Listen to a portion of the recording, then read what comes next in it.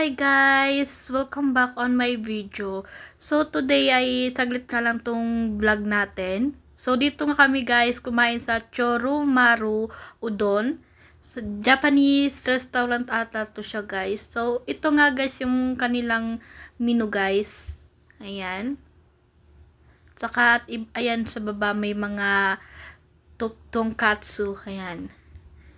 So, sobrang sarap nga dito guys. Sobrang sulit nga ng bibilin. At saka mura pa guys. So, kung gusto nyo nga nito guys, ay bumisita na nga kayo guys sa mga Japanese restaurant. Like, sa may SM Pampanga meron nga.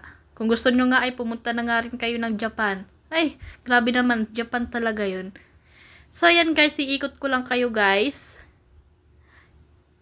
Yan nga guys, yung kanilang restaurant. Yan.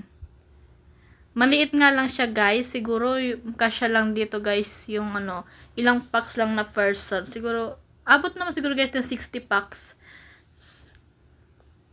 So, ayan na nga guys yung food namin. Kakain na nga kami. Tara, kain tayo!